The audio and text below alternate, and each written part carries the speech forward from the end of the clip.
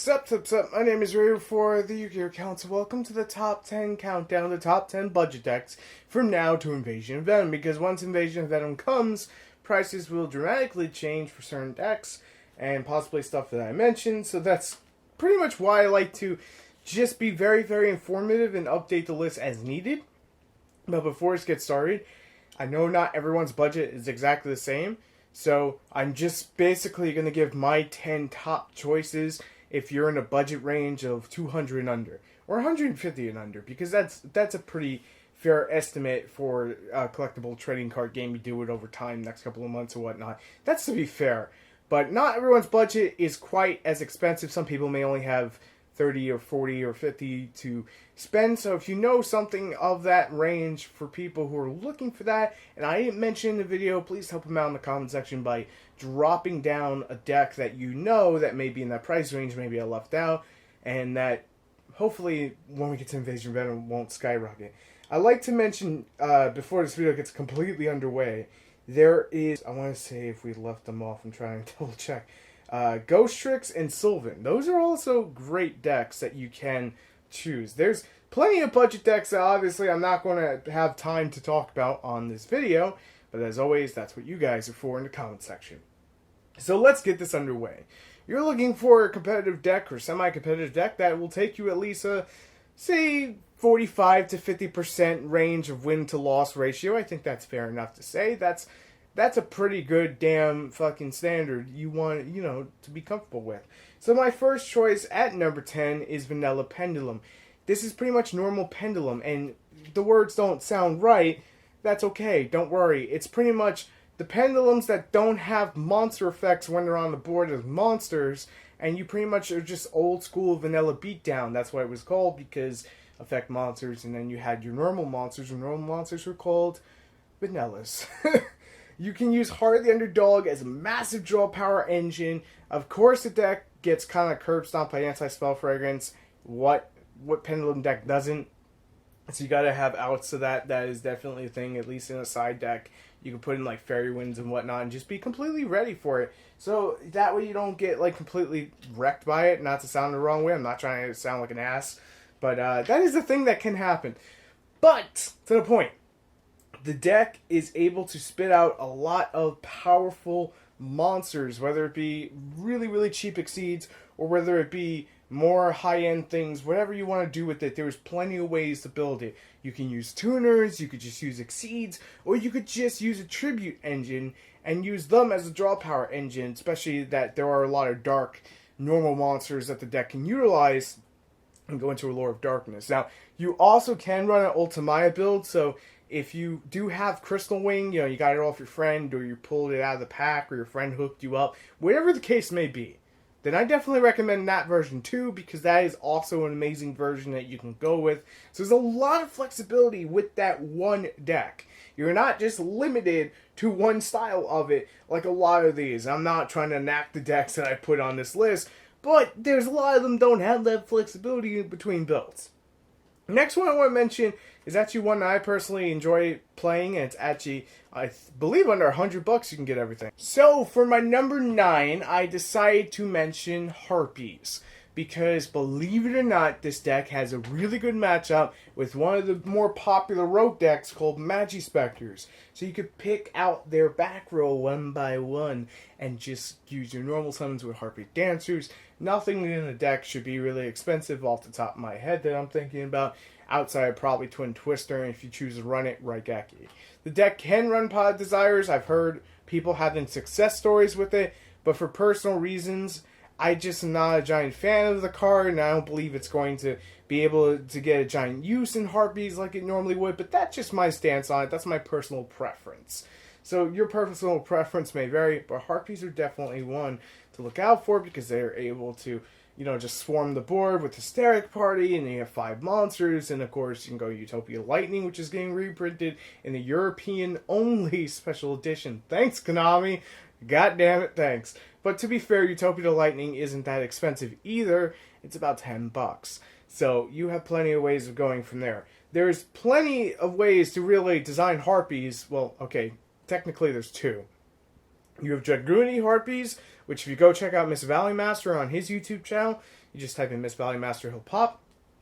And he does that quite a bit. I've seen it on his channel. It's an interesting deck. It's something completely different to do with the deck. Or you can go the standard Harpy route with rank 4, which again, Miss Valley Master is the Wind Master. I was totally paid by him to say that. Joking. Just send some positive vibes that guy's way, man. But in all seriousness, in all 100% seriousness, I don't know. So I say Miss Valley. Harpies are such a great budget deck because of what they do.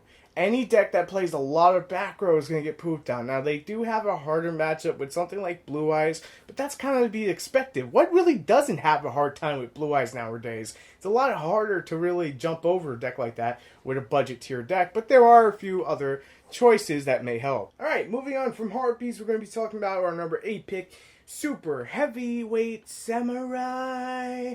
Baby. Now, I know what some of you are going to instantly say, oh my god, Ryu, Super Heavyweight Samurai constantly gets support and I'm tired of it. They just flood the packs with garbage. To be fair, they're super friendly in the budget department. There's nothing in the deck that's expensive. And you ready for this one?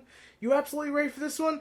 The deck doesn't even use spells and traps. That's the insane part. You steal your opponent's spells and traps and you make use of it. They are a machine deck that basically sits in defense mode with super high defense and uses that as an offense. If you know a card called Total Defense Shogun, that's how they work. It is beautiful. It's a strategy like no other, and it is actually a deck that really can compete if you know what you're doing with it. It takes time to learn a deck. I'm not going to deny that one. Woo! I suck with the deck. But to be fair, we all start at some point.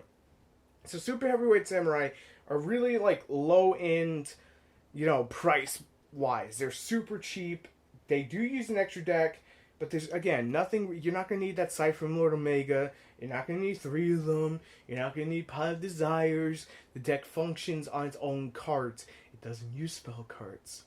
But if you do use a spell card, make sure it gets banished out when it gets sent to the grave. Otherwise, you're not gonna be able to play your deck. And I'm being dead fucking serious about that. That's the beauty and the costly point of Super Heavy Sams. They play it like high monster beat, but they take it to a whole new level where all it is all monsters. And I think that's part of the fun in them. Now, for those naysayers who will say Super Heavyweight Samurai is just trash that fills up packs, I understand your frustrations, but for a budget deck, it's actually quite good quality. And at the same time, arc fees coming to an end. So if you're worried about like new cards coming out for this, you really don't have too much longer when it comes to new support coming down the pipeline for Super Heavy Sams. It's going to start slowing down. And that's okay, because that means it's a lot cheaper and, to basically, you don't got to worry about upgrading your deck. Now, one of my personal favorites, and the only reason it's so low on this list, is because there are a few other decks that outclass it, in my opinion, is Lunar Light. I believe we're still missing Crimson Fox for them. But otherwise than that, Triple Lord of Darkness, super duper easy searchable tankies, coming out on the board, getting you what you need. A floater that when it's destroyed, it sends out a monster, which is always good. And then, of course, my favorite part of the deck. That goddamn fusion climbing that makes Dragoonies wish they had a fusion version of their deck, and it would be called Lunar Lights, but they'd be dark. They are the dancers of the night, inspired by what looks to be Sailor Moon and just a black cat. In all seriousness, that's kind of what it reminds me of, and that's really not a bad thing because, well, I'm not going to get into it. It's a Yu-Gi-Oh video. It's not a Sailor Moon video. God damn it. So what I'm trying to say here is, if you want a deck that requires a lot of combo plays, then Lunar Lights are definitely for you. They're not expensive. I think the most expensive card that's going to run you throughout the entire deck would be 3 of Lord Darkness. And those are ranging around $8 a piece for the common. So if you do your math right, kids, that is $24 that will cost you for 3 cards. Now, I know what some of you are going to say, oh my god, that's so expensive. But to be fair, with a lot of trading cards or anything that's collectible, you're going to see that pretty often. And we don't know when the next time we're going to get a reprint of Lore is, so this one may not be for you, it may be one of the other ones. But Lunar Light, however, are an amazing budget deck that focuses on fusion summoning. I think you may be catching a trend here. I'm trying to work on different mechanics for the budget list where basically one deck is fusion, one deck is tributing. So there's something for everyone while at the same time highlighting their aspects that make them great. Moving away from Lunar Lights into our number 6 spot is Kaiju. If you ever took a deck and imagine it to be Godzilla, dot deck, and you can mix this with Greydell, and I know I probably put this on one of the other lists, and I pretty much broke my rule saying I wouldn't repeat it, but god damn it, just let me have this one. Kaiju, Greydell, or just Kaiju in general are an amazing deck because they have outs to everything in the meta. Everything your friends are playing, Kaijus easily get over it. The most expensive of the card in the deck, $4. You need 3 of them, but again, $4. That's not bad. That's $12 for a playset. And then everything else is like no more than $2. That is the beauty of it. And you have 2 ways to directly start playing the deck. You could play pure Kaiju, or you could play Greydell Kaiju, which focuses on stealing your opponent's monsters and tributing them out.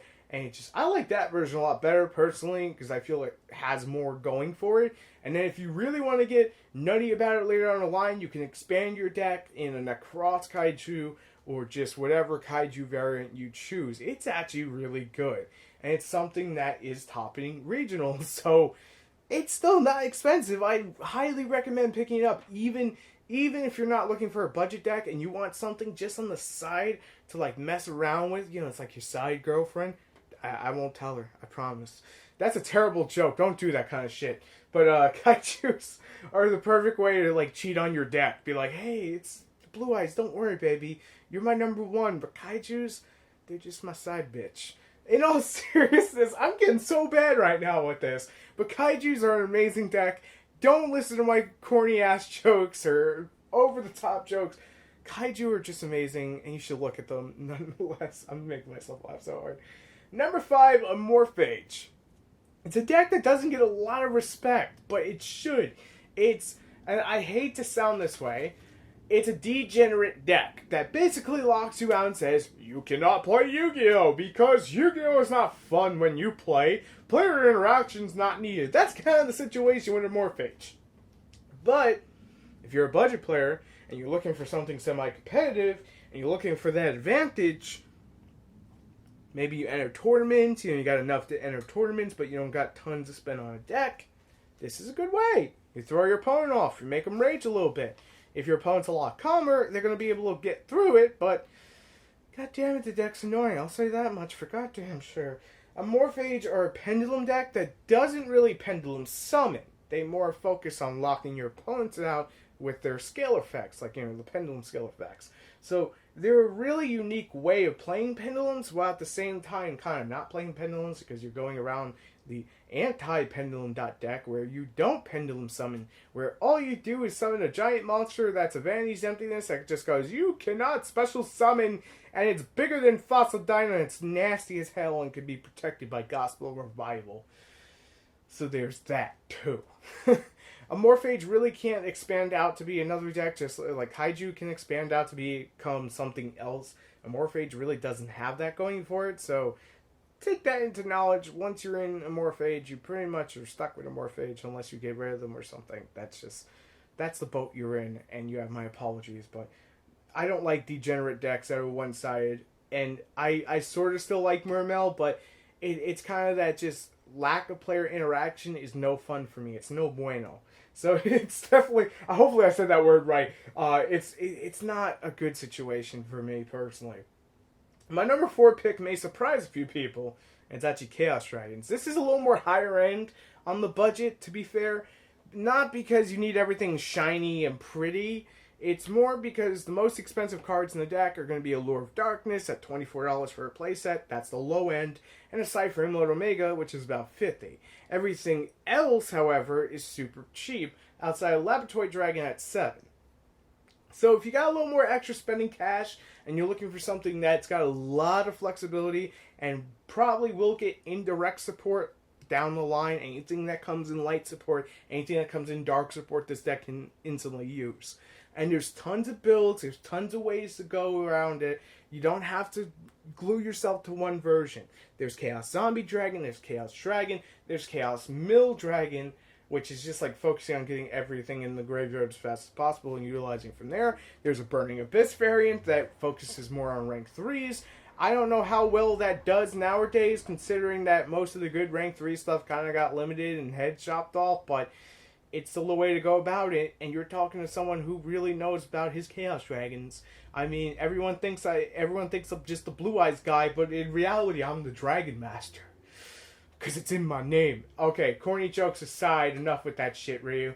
Chaos Dragons are an amazing deck that can focus on 6-axis, even 7-axis, which is a lot harder, but it focuses on using Red Eyes and like the Lightsworn engine to get the deck going. And then, of course, Chaos Zombie Dragon, which is like peanut butter and jelly, so smooth, and just feels good if you're into that. But in all seriousness, Chaos Dragons is one that I do recommend for the higher end budget. But it's basically a mixed tier because you can play Chaos Zombie Dragon, which is a lot cheaper, and the most expensive card in that, again, aside from Lord Omega, you only need 1. You don't need 2. So that's up to you. The next one, Ritual Beast. This deck is getting new support, and I can't say what rarity that card's gonna be, and when it comes, if people are gonna be hyped around it. There's a lot of mixed feelings about the card. I'm not gonna share my initial thoughts. I still think it's pretty slow, but again, not gonna completely start a debate here about the new Ritual Beast card. We're talking about budget. Right now, Ritual Beasts are pretty damn nifty. You got Gold Sark at 3. You don't have Ulti at 3, which kind of holds them back. But then again, anything higher than 1 with Ulti you'd be playing Yu-Gi-Oh! For 40 minutes by yourself called Solitaire. It takes a little while to get used to the deck, and you'll make a lot of mistakes without looking at combo guides from other Yu-Gi-Tubers, because I don't really have the experience, to be completely honest. With Ritual Beast, I'm not going to just sway you and be like, subscribe to my channel, I know all about Ritual Beast, when I don't. I'm going to be completely honest.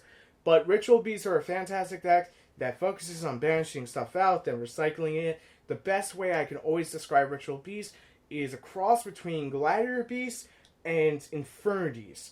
Infernoids search power Gladiator Beast tagging out for fusions. That's one of the key elements in Ritual Beast, is getting to that next monster you need to put on the board to get into that next combo piece or combo deck. A lot of these are combo decks, to be completely honest, but that's alright, right? Ritual Beasts are a former top tier deck, and I only say former because you never know when that could easily sway and change. If Konami wanted to put, Clanaholic at 3, you get what I'm saying? That would just push it. That would push it. Then we have the final 2. Number 2, Dynamis. You're going to hear me say this next following word probably on Monday on Coffee Time way too much. Sleeper deck. It's the deck that people are not picking up and not realizing how good it is. I'm not trying to, sway you to watch my shit. But there is a version of Dynamis I have on the channel right now, and there is one coming up that uses Treat Toad. So there's different ways to really approaching the price of the deck. Ryu, what does the main deck cost? Under $40. You can get everything for like $1 or under. You can even get play sets of things for $1. It's not going to cost you much at all. Ghost Ogre is like $4, or you can get the promo for $2. If you already have the promo for the Megatins, there you go. Dynamis Rex is a holo, but he's again $1 or $2. And then Cyber Dragon Infinity, which is in the extra deck, is $13. Now, granted, the Katakuri Synchro Ultimate Rare has gone up, but the Ultra Rare version and the reprints, you're still good, you're still fine, it's still cheap. The reason I say this deck is a sleeper deck, and I'm going to go more in depth about it on Monday for sure, is because it's one of those dark synchro situations where people are not realizing the full potential of the deck, but the people who are playing it see it and know how close we are to that complete turnaround where no one expects this to be something that you'll see at regionals often. And it really does have everything it needs. Just one step away. Trust me. It's not a poop deck. It's actually high quality. So if you have never played Dynamis, they're a pendulum machine robotic dinosaurs. That is a cool archetype by itself. You should check them out. But lastly, I want to talk about the one, Infernoid. You knew this was coming. You knew this list was not going to end without me talking about Infernoid. What can I really say about Infernoid? Great matches across the board. Decatron's cheap now. And, you ready for this one? Most people are, again, sleeping on the deck. Because reasoning's no longer at 3, and they pretty much feel that the deck's resources are going to go out really quickly because the deck focuses on banishing its own stuff out. Again, it's harder to put that stuff back unless the deck has a consistent way to make sight from Lunar Mega, and that's a once per turn thing, but there's a way to do it. There is absolutely a way to do it. So depending how you want to go about it, they could be extremely cheap, or they could cost you about $100. I mean, look at it this way. If I'm going to spend $100 on a deck, and I get the main deck for $40, yes, it's a $50 card, sight from Lunar Mega, but just think about that for a second.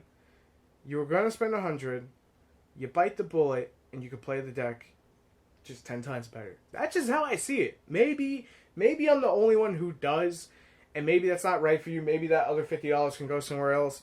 Then go, by all means, no disrespect, go do it.